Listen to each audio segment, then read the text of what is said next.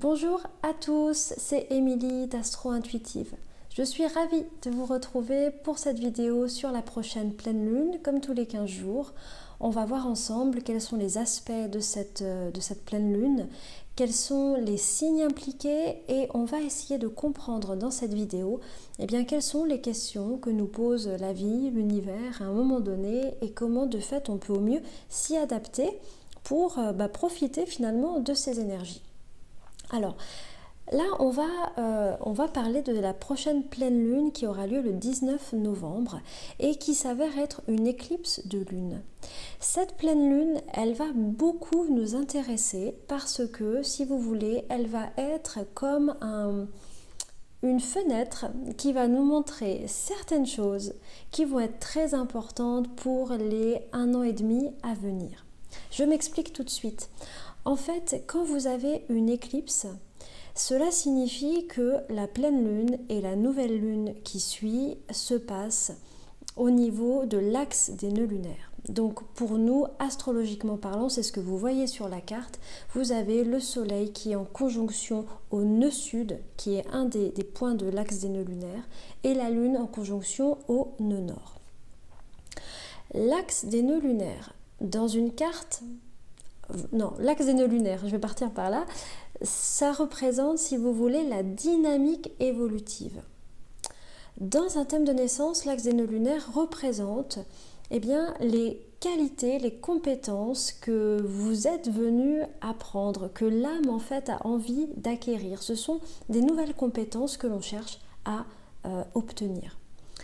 Ces nœuds lunaires, ces nœuds lunaires, actuellement, ils sont à un endroit dans le ciel. Et ça nous touche tous collectivement. Ça représente une espèce de dynamique évolutive de groupe collectif. C'est-à-dire que nous travaillons tous, à un moment donné, en tant que société humaine, une certaine qualité. Et c'est notamment le nœud nord qui nous montre quel type de compétences nous sommes en train d'acquérir. Alors, actuellement, et depuis plus d'1 an, le nœud nord est encore dans le signe des Gémeaux et nous demande en fait de travailler actuellement sur tout ce qui concerne l'adaptation, la souplesse, le fait aussi de ne pas avoir d'idées trop arrêtées, le fait d'être souple dans sa manière de penser. Le Gémeaux, c'est un signe mental, c'est le signe de l'intellect et de la curiosité.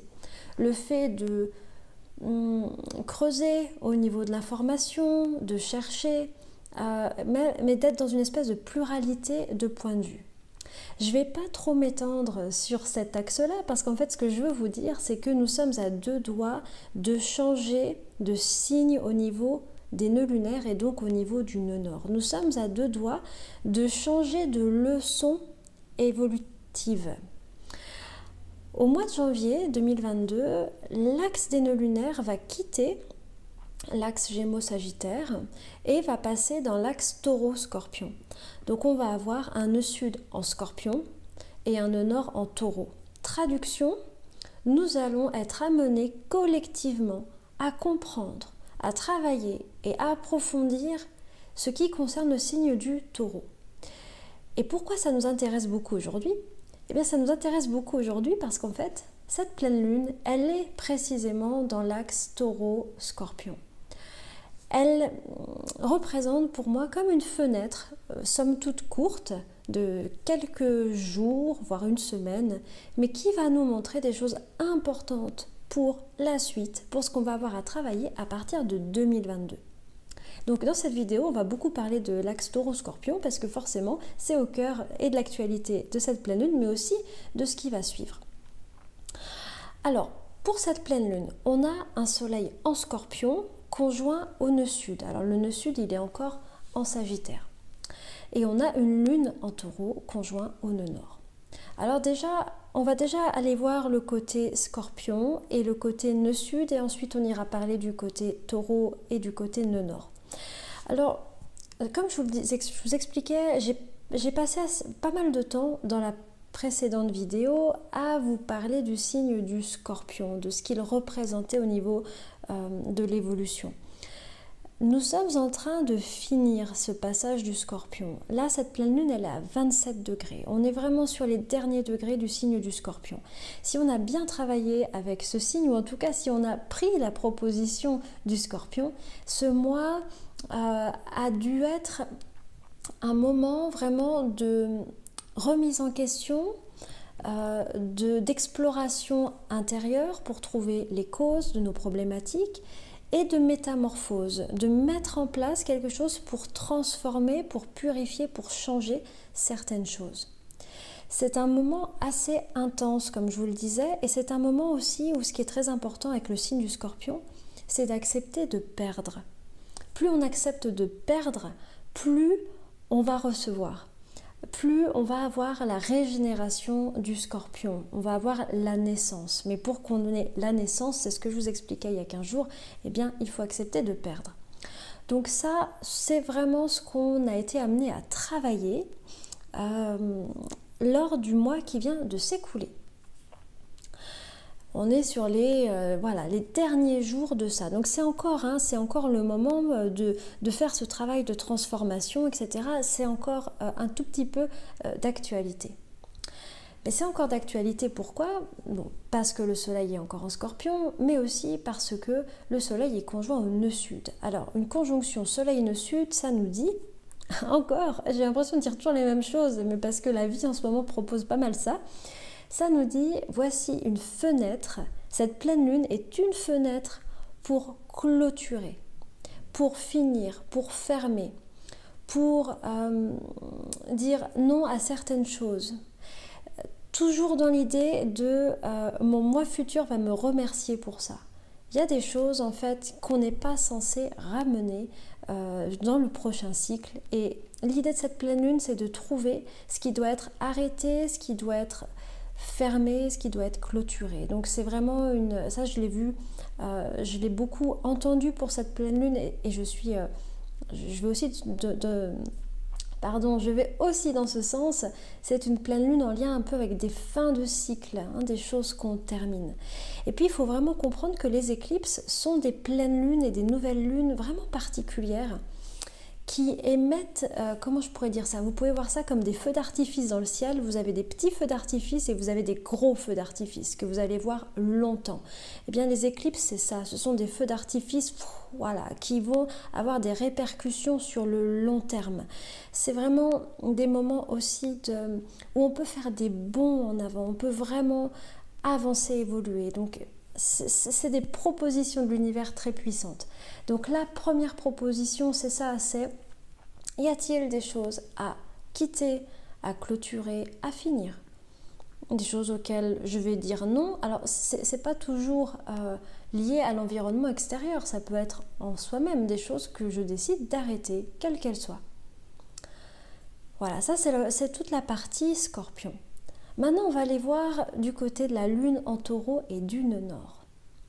Déjà, une pleine lune au nœud nord nous dit il y a des choses liées à ton futur qui sont en train de se mettre en place. Je vous parlais, lors des dernières éclipses, je vous parlais de ça, que les nœuds lunaires pouvaient représenter la porte du passé et la porte du futur. Donc là, on a une pleine lune qui illumine quelque part, qui se met sur la porte du futur. Et c'est un moment où quelque part l'idée serait d'être réceptif pour laisser cette nouvelle graine du futur venir. Il faut comprendre quelque chose avec le nœud nord, c'est que ce n'est pas la réalisation de ce futur, ce n'est pas quelque chose qui est « waouh, ça y est, je suis arrivée », mais plutôt quelque chose qui dit tu es au début du chemin et voici à quoi va ressembler ton chemin. Ce sont les premières graines du futur. Ça signifie que cette pleine lune peut nous donner des informations importantes sur ce qui va être notre futur, sur des nouvelles dynamiques, sur des nouvelles intentions, sur des choses qui vont amener un renouveau, une nouvelle vitalité, une nouvelle énergie. Donc ça, c'est la proposition aussi de cette pleine lune. Mais vous voyez, ça fonctionne vraiment en duo. Il faut savoir fermer d'un côté pour pouvoir ouvrir de l'autre. Si on ne sait pas bien fermer d'un côté, qu'est-ce que ça donne ? Eh bien, ça donne qu'on va rester dans la dynamique soleil-nœud sud. Donc, qu'est-ce que c'est ? C'est des schémas du passé, des schémas répétitifs, des choses qu'on refait encore une fois, et on est un peu en boucle fermée, on est comme emprisonné en fait par ces schémas qui se répètent, parce qu'on n'arrive pas à fermer, et souvent on n'arrive pas à fermer parce qu'on n'arrive pas à comprendre, on n'a pas trouvé la cause profonde, et c'est ça que nous demande le Scorpion. Donc c'est vraiment une pleine lune un peu en bascule, fermée d'un côté pour ouvrir de l'autre. Maintenant, ce que je voulais vous dire aussi, c'est que cette lune, elle se passe dans le signe du Taureau et elle nous donne vraiment une compréhension de cette compétence qu'on va avoir à acquérir, apprendre ou conforter, si on l'a déjà en nous, à partir de 2022, qui est celle du Taureau. Chaque année, en fait, lors de la pleine lune du Scorpion, donc le soleil est en Scorpion, la lune en Taureau, si vous voulez, c'est un moment qu'on peut voir un peu comme au milieu de cette longue traversée du désert qui est dure. Le Scorpion, c'est pas facile. D'un coup, vous avez comme une oasis, vous avez comme quelque chose qui... Waouh, vous allez pouvoir reprendre votre souffle, vous allez pouvoir avoir vos besoins comblés, vos besoins physiques, matériels, sensuels comblés. Vous allez d'un coup trouver quelque chose qui vous donne de la sécurité au milieu d'une forme d'impermanence. La pleine lune du mois du Scorpion, elle sert à reprendre son souffle pour pouvoir continuer ce travail de transformation du Scorpion. Mais voilà, d'être quand même nourri, d'être quand même bien. C'est à ça que sert cette pleine lune. Le Taureau, c'est un signe lié à l'abondance et au plaisir matériel, à tout ce qui concerne la satisfaction de nos besoins physiques, sensuels et de sécurité. Et vous voyez à quel point le signe du Scorpion est complètement contradictoire à cette énergie-là, puisqu'il dit « tu peux tout perdre, tu dois même accepter de perdre pour te transformer ». Et le Taureau dit voilà ce qui me fait du bien, voilà ce dont mon corps a besoin, voilà ce qui me procure de la sécurité. Moi, j'ai besoin de ça.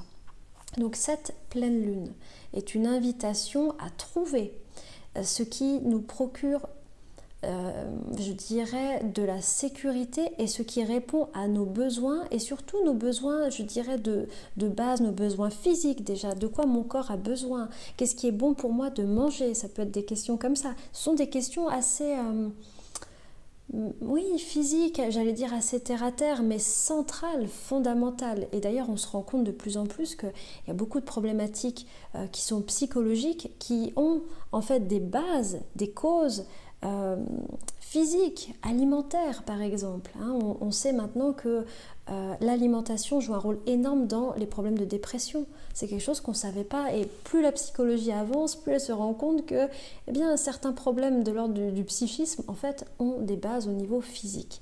C'est de ça aussi que parle cette pleine lune. Donc l'invitation pour nous, c'est de sortir un petit peu, de faire une pause dans ce laboratoire alchimique de nos psychologies et de vraiment s'intéresser à la dimension plus corporelle, physique de nos vies et trouver ce qui va nous procurer du plein. Alors cette pleine lune qui va nous procurer de l'abondance, qui va nous procurer de la sécurité. Cette pleine lune, déjà la pleine lune de manière générale, c'est une énergie d'abondance où l'idée, si on veut célébrer la pleine lune comme il faut, on pourrait comme ça faire des rituels d'abondance et de gratitude, de remercier pour tout ce qu'on a, remercier pour la nourriture qu'on a en abondance, pour les gens qui sont autour de nous, quels qu'ils soient, qui nous font nous sentir en sécurité, qui nous font nous sentir entourés, même si parfois c'est compliqué avec eux. Remercier pour nos différents besoins qui sont comblés par la vie de plein de manières différentes. Eh bien, le Taureau, cette pleine lune s'y prête encore plus si vous voulez faire des remerciements pour le plein que vous ressentez dans votre vie, alors vous pouvez vraiment y aller à 100%. C'est vraiment l'énergie de ce signe. Ce signe du Taureau, il a aussi, je trouve, deux actions. Déjà, il nous demande d'être en contact avec nos besoins, comme je vous disais, nos besoins du corps, nos besoins d'essence et nos besoins de sécurité. Il pourrait être lié, par exemple, si vous connaissez les chakras, au premier chakra. hein, le fait d'être bien enraciné, le fait de se sentir en sécurité, stable. Et cela dit en passant, ça dit aussi, si tu veux continuer ce travail de transformation que tu fais, enracine-toi, ancre-toi, c'est hyper important. Sinon, ça va être compliqué. Ça parle de ça. Donc, il y a ce travail-là de trouver nos besoins, de trouver comment les combler. Et donc, cette pleine lune nous interroge là-dessus. Et la deuxième chose, c'est aussi, avec le taureau, c'est une qualité zodiacale qui nous demande d'apprendre à voir le plein, d'apprendre à voir l'abondance. L'abondance, c'est pas toujours... Vous savez, on peut être entouré d'abondance et se sentir pauvre parce qu'on ne sait pas le voir, on ne sait pas voir tout ce qu'on a. Le signe du taureau est très intéressant parce qu'en fait, il nous remet aussi dans quelque chose de simple, dans quelque chose qui n'est pas compliqué, qui est nourrissant. Et il nous permet, quand on simplifie notre vie, on se rend compte qu'en fait, on est comblé, on a déjà tout ce qu'il nous faut en fait. Et ce signe-là du taureau, c'est aussi ça qu'il nous demande, et ça peut être la proposition pour cette pleine lune. Est-ce que tu peux voir toute l'abondance qui t'entoure? Est-ce que tu peux voir tous les cadeaux que la vie te fait? Voilà. Et c'est ce que je vous disais, c'est vraiment voyez-le aussi comme si vous étiez dans une piscine et vous avez la tête sous l'eau et d'un coup, vous reprenez votre respiration et ça fait du bien.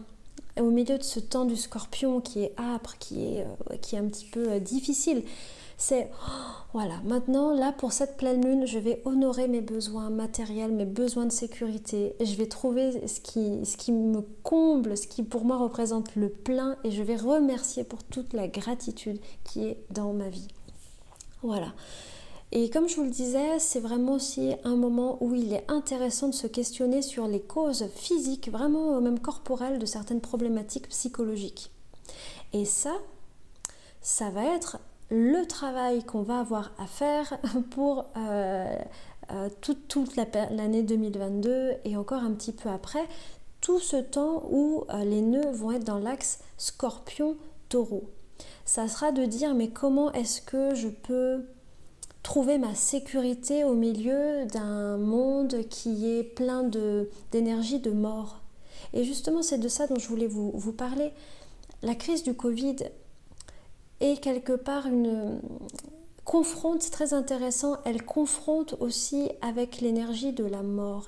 Et on voit à quel point la mort est dérangeante. Mais en fait, ça représente aussi des problématiques liées à la mort de la biodiversité,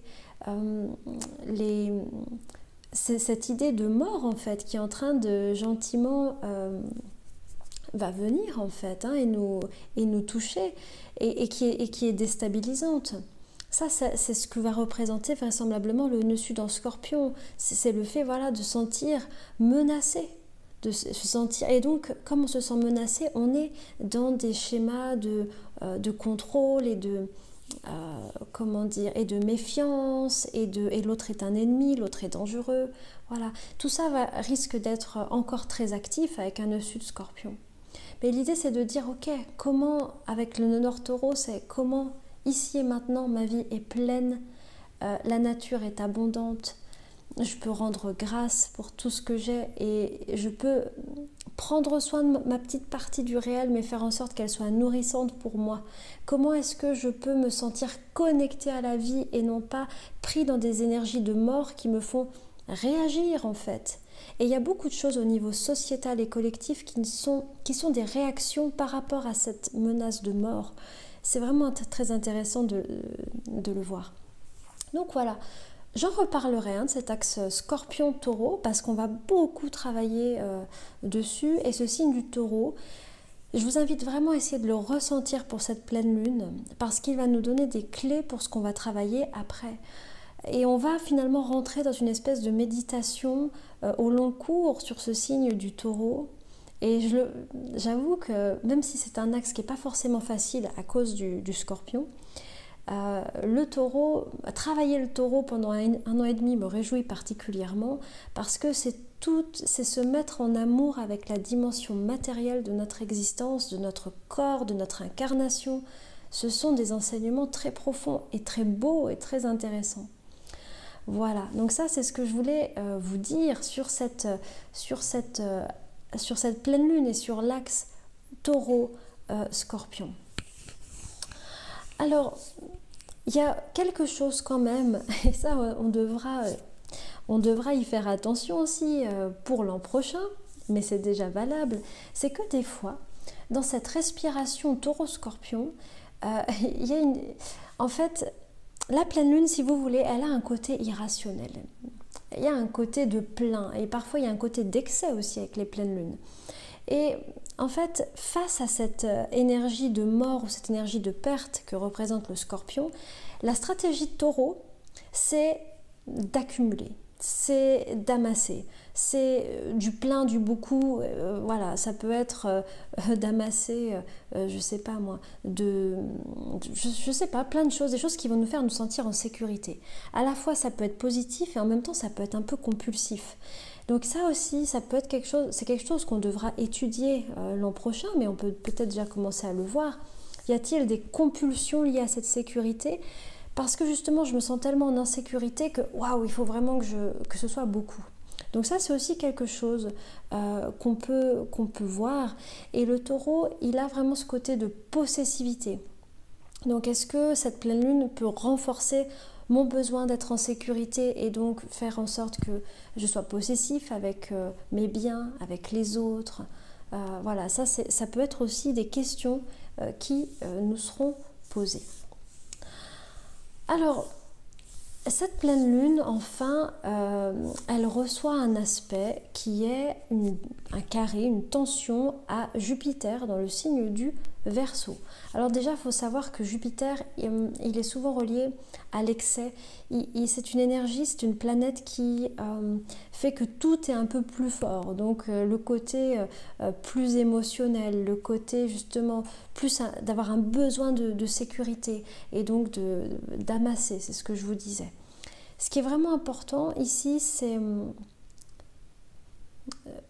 de ne pas agir par réaction. C'est ça qui me semble important. Il y a des choses, le fait par exemple de créer sa sécurité à travers tout un tas de choses matérielles, c'est positif, mais il faut que ce soit enraciné dans quelque chose qu'on comprend, on sait pourquoi on fait ça. Dès lors qu'il y a une forme de réaction compulsive, là vous savez que vous êtes vraisemblablement dans quelque chose de très émotionnel et qui ne sera pas forcément aligné finalement avec ce qu'on veut vraiment. Donc il y a cette idée-là aussi de pouvoir voir qu'il y a peut-être de la compulsion autour de cette pleine lune. Est-ce que c'est vraiment juste? Est-ce que peut-être se donner un petit peu de temps, ralentir pour voir si c'est enraciné? Ça peut être des bonnes clés. Enfin, si on va un petit peu plus loin, Jupiter en Verseau, c'est vraiment un appel à la liberté, c'est un besoin de liberté. Jupiter dit, moi pour me sentir bien, pour évoluer, j'ai besoin de, et vous mettez le signe dans lequel il est. Donc là en ce moment c'est, moi pour me sentir bien, pour évoluer, j'ai besoin d'être libre. Et donc cette pleine lune, elle vient vraiment exacerber aussi ce besoin de liberté. Alors ça peut se manifester à un niveau personnel et à un niveau collectif, c'est toujours les mêmes histoires du carré Saturne-Uranus là dont on parle beaucoup, mais je ne vais pas forcément en reparler, mais c'est des histoires de la lune en Taureau veut de la sécurité physique, je dirais que le soleil en Scorpion veut de la sécurité aussi au niveau émotionnel, tous les deux ils cherchent quand même de la sécurité. Et Jupiter en Verseau dit moi je veux maintenant de la liberté. Et en fait il y a vraiment, ça frotte entre le besoin de liberté et le besoin de sécurité, parce qu'on ne va pas faire les mêmes choix selon qu'on veut de la sécurité ou de la liberté. Donc ça c'est aussi quelque chose qui frotte à un niveau tant personnel, peut-être dans les relations aussi, que collectif. Voilà. Donc c'est aussi de dire, peut-être qu'en ce moment on se dit, voilà, moi j'ai vraiment envie d'être libre, j'ai envie de liberté, et il y a cette pression comme ça de Jupiter qui dit, waouh, moi je veux évoluer là, j'en peux plus, je veux grandir, je veux passer une étape. Et tout ça, ce Jupiter, il envoie comme une espèce de vague en fait lors de la pleine lune. et qui peut nous faire agir de manière parfois excessive. Donc c'est ça qu'il faudra qu'on observe aussi. Est-ce que par moment on n'a pas les yeux plus gros que le ventre aussi avec Jupiter? Est-ce que voilà, on peut... C'est très complexe en ce moment parce que Jupiter dit j'ai besoin d'évoluer, j'ai besoin d'être libre, et Saturne qui est dans le même signe que Jupiter en Verseau dit actuellement je ne peux pas vraiment expérimenter ça. Donc ça c'est un peu, je ne peux pas vraiment expérimenter la liberté, c'est compliqué. Donc voilà, et là il y a comme une impatience, hein, il y a comme quelque chose qui monte et qui bout. Donc à voir, à un niveau, ce qui va m'intéresser, c'est un niveau personnel. Comment, les questions pour cette pleine lune, c'est ça. Comment est-ce que je peux reprendre mon souffle suite à ce mois Scorpion qui a été intense, qui m'a demandé beaucoup? Comment est-ce que je peux me sentir, comment est-ce que je peux fêter ma vie matérielle? Comment est-ce que je peux honorer mes besoins corporels? Comment est-ce que je peux prendre plaisir et soin de mon alimentation? Parce que le taureau, il est incroyable pour ça. Il est à la fois conscient de ce qui est bon pour son corps et en même temps il sait faire en sorte que ce soit bon. Je veux dire au niveau sensuel, au niveau du goût par exemple. Et ça c'est vraiment le gros point fort du taureau. Donc voilà, comment est-ce que je peux fêter mon incarnation, fêter aussi tout ce qui m'apporte de la stabilité, de la sécurité dans ma vie? Est-ce que je peux être plus conscient de ce dont j'ai besoin moi en tant que corps et en tant qu'être pour me sentir en sécurité? On n'est pas fait pour être toujours dans les énergies scorpions, c'est très demandeur. Donc voilà, voyez-le comme une pause, un oasis au milieu de ce désert et qui va nous montrer aussi peut-être des qualités qu'on va devoir développer toute l'année 2022 et encore un peu après, parce que le nœud nord sera en taureau. Il y a cette histoire de fin de cycle avec soleil nœud sud et d'ouverture de cycle avec lune nœud nord. Il y a des histoires de wow, j'ai vraiment besoin de grandir, j'ai vraiment besoin de me sentir libre et les choix que je vais prendre peuvent être intenses et sont-ils vraiment profondément alignés avec qui je suis, avec ce que je ressens. Hein, il y a ça aussi, il y a presque une précipitation à laquelle on va devoir faire attention. Enfin, ce que je voulais vous dire, donc voilà, c'est des histoires de concilier sécurité et liberté. C'est pas facile, c'est vachement différent. Si dans une relation, par exemple, notamment amoureuse, vous voulez de la sécurité et de la liberté, la plupart du temps, eh ben, c'est compliqué, mais c'est faisable. Il faut juste trouver voilà, l'équilibre entre les deux. Voilà, ça c'est vraiment le plus important pour cette pleine lune. Enfin, je vais juste finir en parlant de Vénus parce que quand même, le jour de la pleine lune, on a un joli trigone entre Vénus en Capricorne et Uranus en Taureau. Et ça nous montre qu'il y a une nouvelle dynamique qui peut se mettre en place dans les relations, notamment les relations amoureuses. Mais ça peut être les relations de cœur, quelles qu'elles soient, les relations amicales aussi, pourquoi pas, dès lors qu'on est dans une énergie de cœur. Ça dit, il y a un renouveau à l'œuvre et c'est vraiment intéressant parce que ce renouveau, il est en signe de terre, c'est-à-dire qu'il y a vraiment une notion d'engagement. Vénus en Capricorne, c'est une phase zodiacale où on est d'accord pour travailler sur ces relations, pour considérer que l'amour, le couple, les relations sont un travail. Le Capricorne ne s'attend pas à ce que ce soit une évidence, à ce que ce soit facile. Il a une vision à long terme, il sait que ça va lui demander des efforts. Donc on est dans cette période de l'année où eh bien, l'énergie nous permet de mieux comprendre ça, cette notion de travail dans les relations. Et en même temps, là c'est vraiment sympa parce qu'il y a Uranus qui apporte en même temps une forme de peps, une forme de nouveauté en même temps que de stabilité. Donc c'est un bel aspect pour cette pleine lune. Voilà, je vais m'arrêter là. J'espère que ça vous donne des clés. N'oublions pas que ce sont des éclipses, donc des moments où vous pouvez revoir cette sorte du feu d'artifice un peu plus intense. Mon conseil, c'est vraiment ça. Trouvons ce qu'on doit clôturer et faisons de la place pour le cycle qui s'ouvre parce qu'il va y avoir des répercussions pour au moins les 6 prochains mois. C'est vraiment important. Voilà. Je vous embrasse et je vous dis à dans 15 jours. À bientôt.